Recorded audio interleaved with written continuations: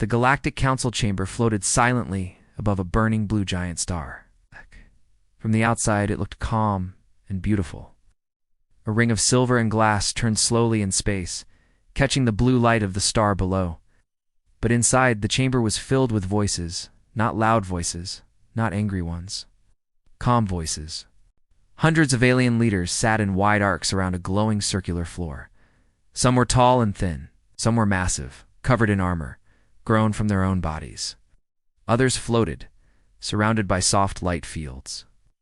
These were the rulers of the galaxy, empires that had existed longer than human history. To them, this meeting was routine. A world had disobeyed, a border had been crossed. A rule had been questioned, now a punishment had to be chosen. A tall alien with pale skin and dark eyes spoke first. His voice was smooth and slow. Earth continues to resist integration. Their governments refuse oversight. Their people reject guidance. Another leader responded, her body wrapped in metallic plates that moved like liquid. They are unstable, emotional. They fight among themselves even in times of peace. A third voice joined in, cold and sharp. They believe compassion is strength. History proves otherwise. There was no anger in the room, no shouting. This was not hatred. This was administration. The glowing floor shifted, showing the image of a small blue planet. Earth. One council member leaned forward. We have tried warnings. We have tried isolation. Humans remain unchanged. Another nodded. Then escalation is required. A pause followed. Not for doubt, but for formality. The final vote appeared as symbols of light above the chamber. One by one, they turned the same color. The decision was unanimous. Earth will be punished, but not with war, not with bombs, not with invasion. Those methods were too obvious, too fast, too merciful. The punishment chosen was older, proven, quiet. One council elder spoke the final order. Redirect the refugee fleets. The chamber filled with soft approval signals. Across several ruined sectors of space, thousands of damaged ships changed course. Inside them were 6 million refugees. They were starving, sick, broken, survivors of destroyed worlds. Entire civilizations that no longer existed. Some had lost everything to war, others to disease, others to resource collapse caused by galactic politics they never understood. Many of these refugees came from species that once fought humans. Some had lost family to human weapons long ago. Some blamed Earth for conflicts they barely remembered. Some openly hated humans. That was why the decision was perfect. The Galactic Council understood one truth very well. Humans were emotional. Humans were divided. Humans fought each other over land, belief, and power. 6 million refugees would not need weapons. They would not need soldiers. They would be enough. Earth would collapse under the weight. Economies would fail. Societies would turn on themselves. Violence would spread. And when humans finally broke, the galaxy would step in not as conquerors, but as saviors. No one in the chamber called it cruel. They called it efficient. The refugee fleets were redirected without warning. No messages were sent to Earth. No negotiations. No explanation. Far away in the quiet of the solar system, Earth's sensors detected something strange. Thousands of signals appeared at the edge of detection range. At first, technicians thought it was an error. Then the alarms began. Across Earth, warning lights turned red. Military bases activated emergency protocols. Satellites reoriented. Deep space telescopes focused. What they saw made no sense. Ships. Too many to count. Old ships. Damaged ships. Ships packed close together, moving slowly toward Earth. Emergency broadcasts interrupted regular programming.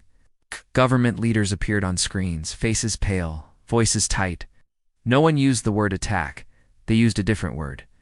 Uncontrolled arrival. News channels spoke over each other. Unknown fleet entering the solar system. No hostile signals detected.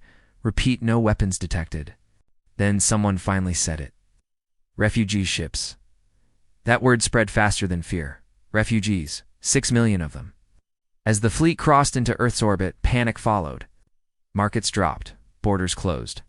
Military forces mobilized, confused about what orders to follow.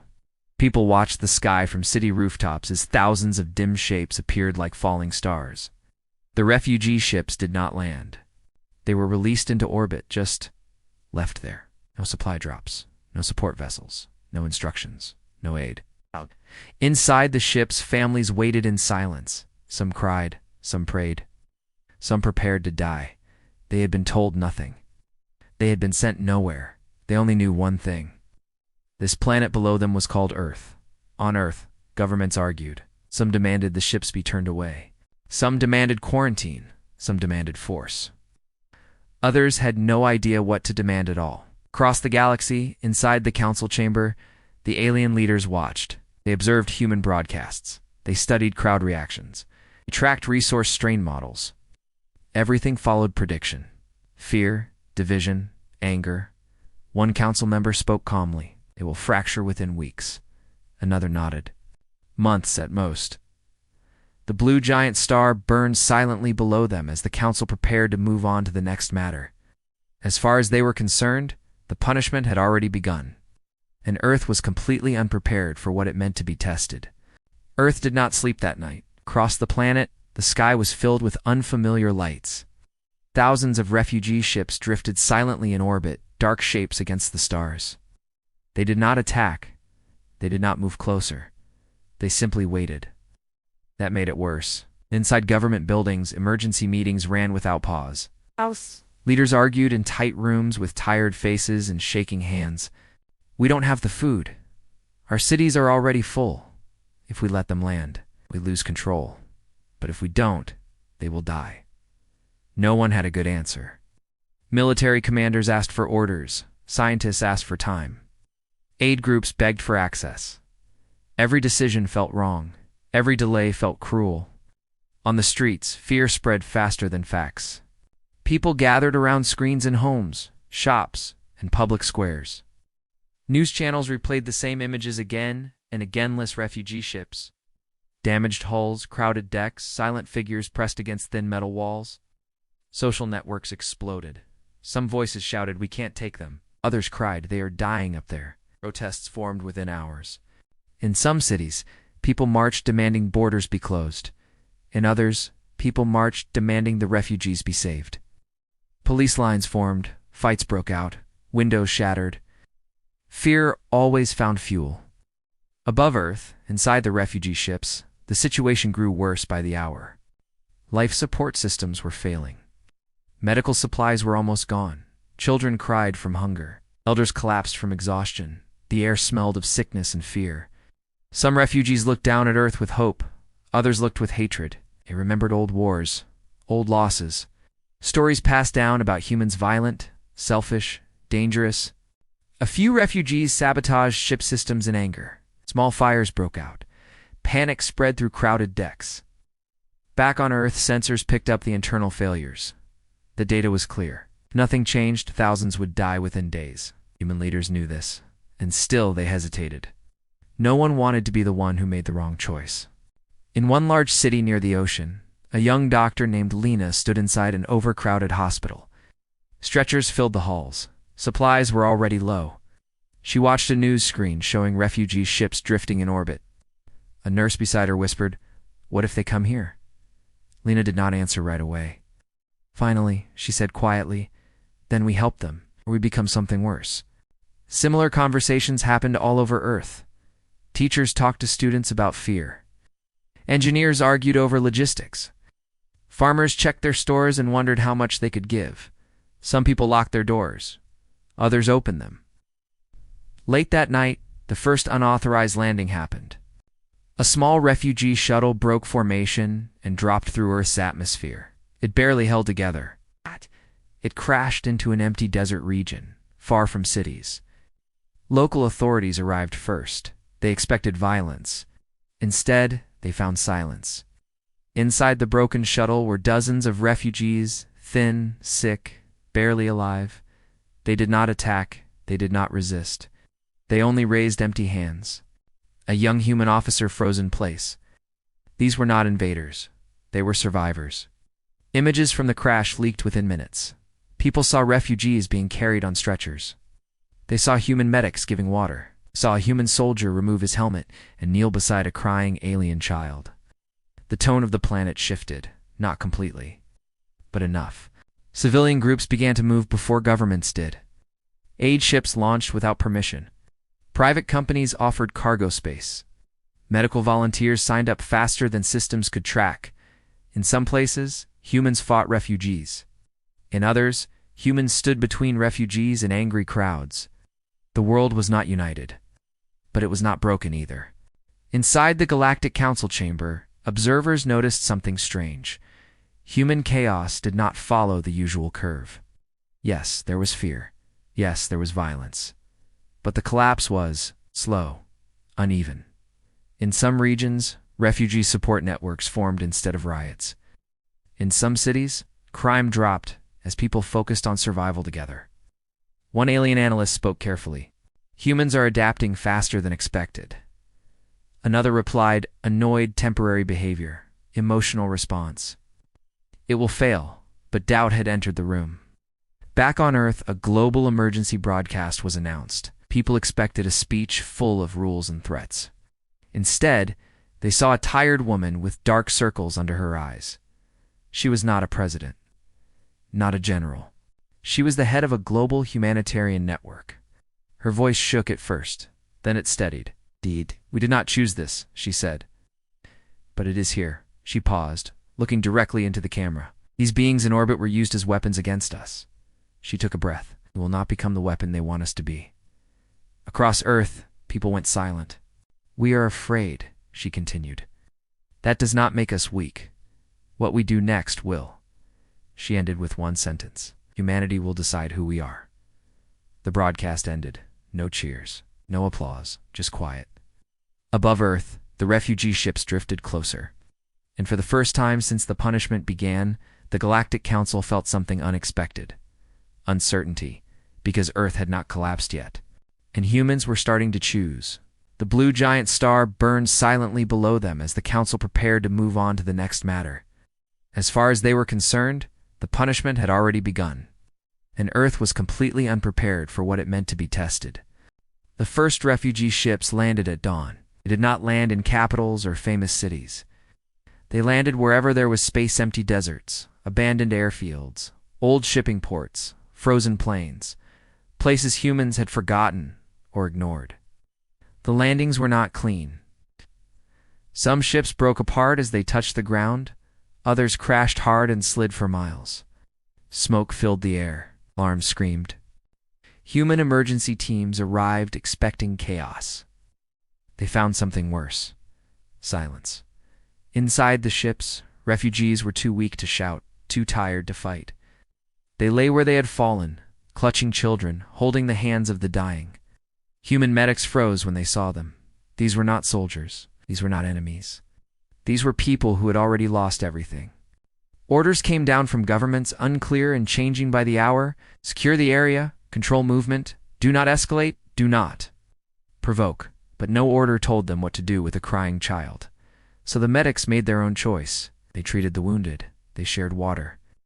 They carried the weak out of the ships. Cameras captured everything. Across Earth, people watched humans kneel beside aliens, watched doctors work until they collapsed, watched soldiers remove weapons to lift stretchers. Not everyone reacted with kindness. In some cities, mobs gathered, shouting that the refugees were stealing food, stealing space, stealing the future. One place, fires were set near a refugee camp. Humans stood between the flames and the refugees. Some were beaten, some were injured. They did not move. Fear did not vanish, but it stopped being the loudest voice.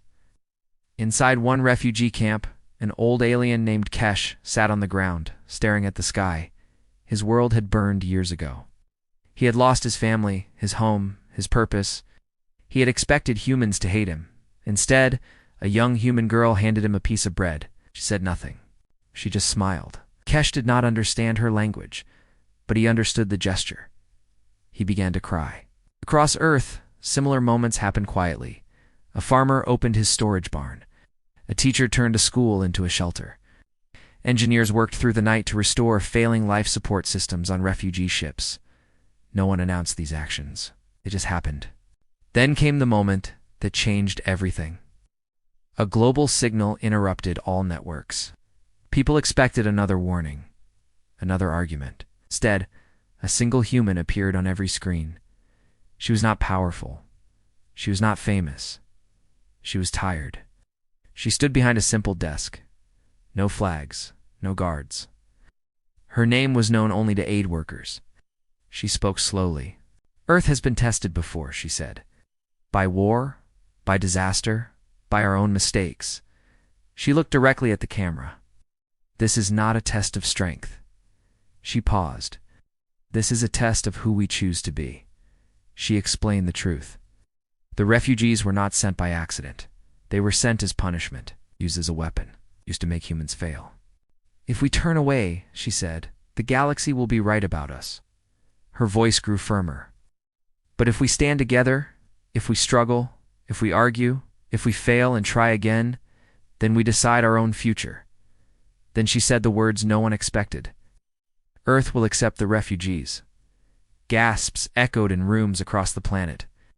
She raised a hand, not because it is easy, not because we are ready, because abandoning them would break something inside us that cannot be repaired. She ended the broadcast with one line. They were sent here to destroy us. We will not let that happen. Silence followed, then action. Governments issued emergency orders not to close borders, but to open supply lines. Old stadiums were cleared. Cargo ships were converted into mobile shelters.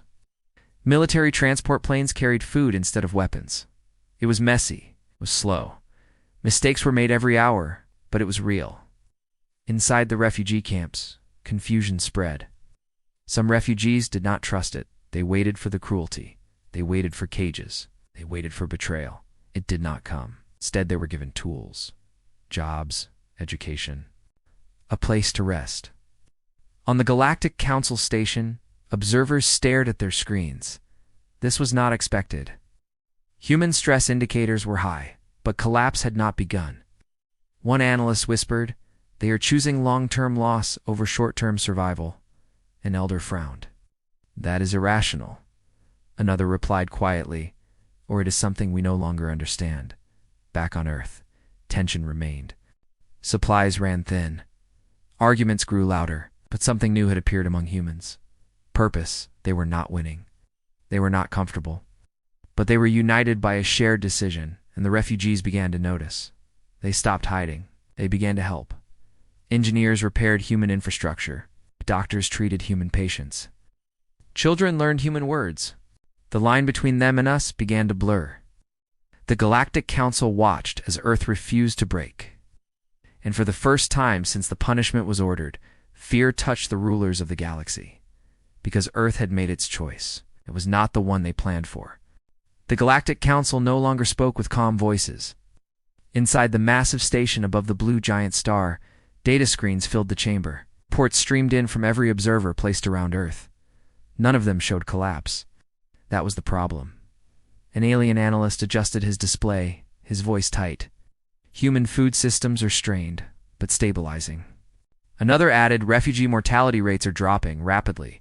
A third hesitated before speaking. Refugee integration has begun, murmurs spread across the chamber. Integration was not supposed to happen. This punishment had been used before, many times. Entire civilizations had fallen apart under it. Riots, civil wars, mass deaths. In the end, the galaxy would step in and claim control. Earth was following none of those paths. One council member struck the floor with a clawed limb. "They are supposed to turn on each other." A historian answered quietly, his voice old and tired. "They are, and yet, they are also helping."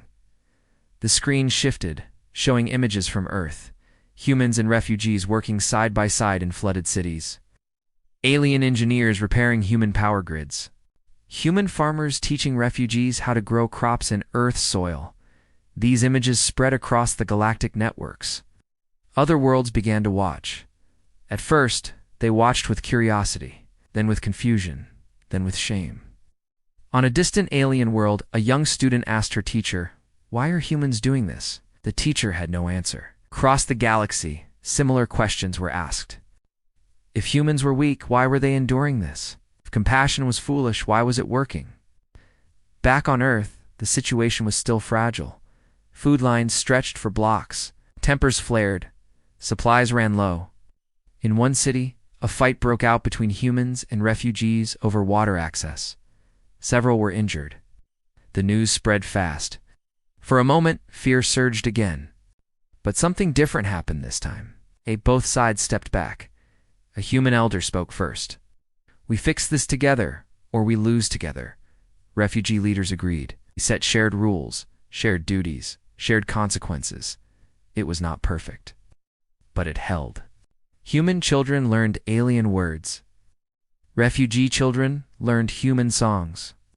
In shelters, stories were exchanged of lost homes, burned skies, and long journeys through cold space. Pain was shared. That mattered. In orbit, abandoned refugee ships were repaired instead of scrapped.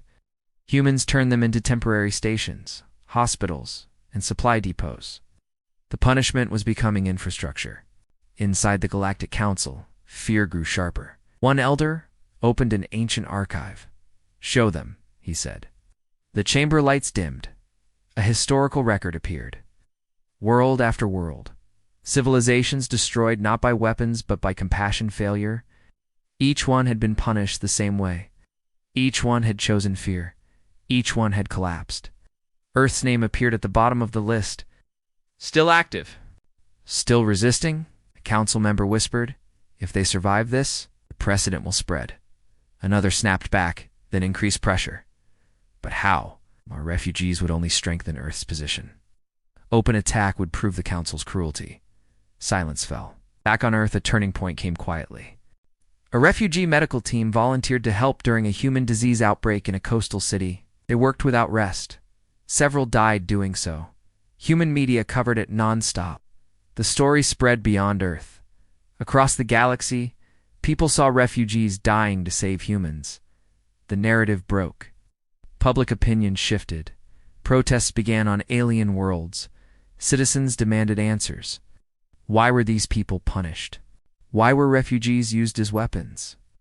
Why did humans do what we would not? Some governments cut ties with the Council. Others sent aid to Earth not out of kindness, but fear of being seen as monsters. The Galactic Council lost control of the story. Stories were power. One ancient observer spoke softly, almost to himself. "Humans are turning suffering into loyalty." Another corrected him. "No, they are turning it into trust." On Earth, refugees began to call the planet something new. Not prison, not punishment, home. That word echoed across alien channels. The Council realized too late what had truly happened. By trying to break Earth, they had shown the galaxy something dangerous. Species that did not rule by fear. A species that did not abandon the weak. A species that survived moral pressure instead of physical force. The punishment had failed. Worse, it had reversed. Earth was no longer isolated. It was becoming a symbol. Symbols were harder to destroy than fleets. As the blue giant star burned below the council chamber, one final report appeared on the central screen. Human collapse probability. Low human influence trajectory, rising. The chamber fell silent, because the galaxy was beginning to understand something terrifying. Earth had not endured the punishment. It had changed it. And once a species learned how to do that, the galaxy would never be the same again. The truth did not spread slowly. It exploded. Across the galaxy, leaked council records appeared on public networks. Old decisions, hidden punishments, archived orders showing how refugees had been used again and again as tools of control. And now, everyone could see Earth's name at the end of the list. The reaction was immediate. On dozens of alien worlds, citizens filled the streets. Some were angry, some were confused, some were ashamed. They watched the same images over and over. Humans sharing food with starving refugees. Refugees protecting human cities during disasters. Children of different species learning together. A single question echoed everywhere. Why could humans do this when we did not? On one industrial world, a factory worker spoke into a public broadcast. "We followed the council's rules for centuries," he said. "They told us compassion was weakness. But humans are still standing." His voice broke. "What does that say about us?" Governments began to fracture. Some leaders denied everything. They called the reports lies, blamed humans for manipulating the story. No one believed them. Other governments admitted the truth. They had known about the punishment system. They had approved it. They had stayed silent. Their citizens did not forgive easily. Trade alliances collapsed. Planetary agreements froze. Long-standing empires found themselves isolated overnight. The Galactic Council tried to regain control. They issued statements filled with careful words. Unintended consequences. Necessary actions. Stability of the galaxy. The words felt empty. On Earth, humans watched these events with mixed emotions. Some were angry. Some wanted revenge. Some demanded the council be destroyed. But most people were simply tired. They were still feeding millions, still building shelters, still solving problems every day. A human volunteer named Malik sat beside a refugee engineer repairing a water system. Malik looked up at the sky. "They're finally looking at us," he said. The refugee replied quietly, "They are looking at themselves." That was the truth the galaxy could not escape. Refugee leaders from multiple species made a joint announcement. They spoke together, standing on Earth's soil. "We were sent here to be weapons," one said. "We were sent here to cause fear," another added. "We were sent here to destroy humanity." They paused. "We failed." The crowd went silent. "We failed because humans refused to let us become monsters." Those words spread faster than any fleet ever could. Across the galaxy, former refugees spoke out. Survivors of old punishments. Those who had watched their adopted worlds collapse long ago, they told the same story. Fear had destroyed them, not hunger, it's not numbers. Fear. The Galactic Council began to fall apart from the inside. Members resigned, others vanished. Some tried to flee. The ancient station above the blue giant star felt smaller every day. One elder remained, watching Earth on a silent screen. "We misjudged them," he whispered. A younger council member snapped back, "No, we judged them correctly." He pointed at the screen. "They are emotional, divided, difficult." He paused and still. "They chose compassion." The elder closed his eyes. "Makes them dangerous." Because now the galaxy had seen another way to survive. Aid ships began arriving at Earth from alien worlds. Not ordered, not coordinated. Voluntary. Food, medicine, technology. Some were sent with apologies. Others with silence. Humans accepted them carefully, not with celebration, with caution. Earth had learned something too. Trust was powerful but fragile. As aid arrived, something else happened. Refugees stopped calling themselves refugees. They began calling themselves citizens. They voted in local councils. They joined work teams. They defended Earth when storms, quakes, and fires struck. Human cities changed. Signs appeared in multiple languages. Festivals mixed cultures. Music changed. Food changed. Earth became louder, stranger, and stronger. On alien worlds, the fear deepened. If humans could do this, what else could they do? They had no great fleets, no planet killers, no ancient weapons.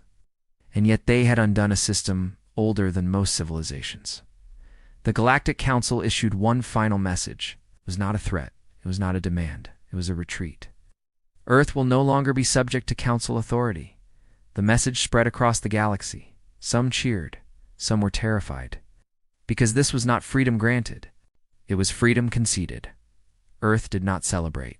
Human leaders watched the announcement in silence. They understood something important. The galaxy was not afraid of human weapons. It was afraid of what humans had proven. That when given a chance to save themselves by sacrificing others, they refused. And that choice had exposed the moral weakness of empires that ruled through fear. As night fell across Earth, humans and former refugees shared meals under open skies. For the first time since the punishment began, people slept without waiting for the next disaster. Far away inside the darkening council station, an ancient historian updated the galactic records. He wrote slowly, "Punishment failed. Humanity endured. System compromised." Then he added one final line, his hands trembling. "Never attempt this on humans again, because the galaxy now understood the cost of underestimating them." And the final reckoning was still coming. Years passed, not quickly, not easily, but they passed. Earth never returned to what it had been before the punishment. That version of the planet no longer existed. Too much had changed. Too many lives had crossed paths. Cities grew wider instead of taller. Old borders softened. New communities formed where refugee camps once stood. Humans and former refugees worked side by side not because they were told to, but because they had learned how. Children born during the crisis grew up hearing stories about the sky being full of silent ships, about fear, about hunger, about nights when the world could have chosen cruelty and didn't. They learned that history was not shaped only by battles. Sometimes it was shaped by restraint. In a rebuilt coastal city, a memorial stood near the ocean. It was simple. No statues of heroes, no weapons carved in stone. Only words written in dozens of languages. We chose compassion when fear was easier. Visitors came from across the galaxy to see it. Some came out of respect, some out of guilt, some out of curiosity. They all left changed. Earth became a meeting place, a neutral world. A place where old enemies spoke without weapons between them. Not because humans forced peace, because they had proven something rare. That power could exist without domination. The former refugees were no longer called that. They were engineers, doctors, artists, leaders. Some returned to rebuild their old worlds with Earth's help. Others stayed. They had chosen Earth, and Earth had chosen them. In orbit above the planet, a mixed-species station floated where the refugee fleet once drifted helplessly. It was named Haven, not as a symbol of safety, but as a reminder of choice. On a distant alien world, a young council trainee studied galactic history. She paused at a section newly added to the official records. It was short. It read, "Humanity was tested using the ancient punishment of burden. The test failed." She raised her hand. "Why did it fail?" she asked her instructor. The instructor hesitated. "Because humans did not respond as expected." The trainee frowned. "They didn't fight?" "No, they didn't collapse." "No, then what did they do?" The instructor searched for the right words. "They carried the weight. Together." The trainee looked confused. "That sounds inefficient." The instructor nodded slowly. "Yes," he said. "It is." He closed the record. And that is why it worked. Back on Earth, Lena, the doctor from the early days, walked through a hospital wing filled with patients of many species. She was older now, slower, tired in a different way. A young alien medic walked beside her. "Do you ever wish it had never happened?" the medic asked. Lena stopped. She thought of the fear, the anger, the nights she cried alone. Then she thought of the lives saved, the friends made, the future changed. "No," she said finally. "I wish it hadn't been forced on us. But I don't wish we failed it." Far away, the old Galactic Council station was empty, abandoned. Its halls echoed with silence. A single record remained active, preserved as a warning. It was titled "The Human Exception." It listed no weapons, no fleets, no kill counts, only behaviors. Humans argue, but do not abandon. Humans fear, but do not surrender their values. Humans suffer, but choose to share the pain. At the bottom, a final advisory note glowed faintly. "Do not attempt moral pressure against humanity. They will endure it, and you will not." Earth never claimed victory. Humans did not call themselves saviors, called themselves survivors and hosts. One evening, as the sun set over a city filled with mixed voices and lights, a former refugee elder spoke to a group of children. "Why did humans help us?" a child asked. The elder smiled sadly, because they knew what it meant to be alone. He looked up at the sky. They chose to make sure no one else felt that way again. The camera pulled back past the city, past the planet, past the orbiting station, showing Earth as it was now, scarred, crowded, alive, not perfect, but human. And across the galaxy, civilizations updated their doctrines, their laws, their fears. Because one truth had become impossible to ignore: humanity could not be controlled by cruelty. They could not be broken by burden, could not be punished into silence. The galaxy had tried, failed. They sent 6 million refugees to Earth as a punishment. Humanity answered with compassion, and in doing so, taught the galaxy what strength truly was.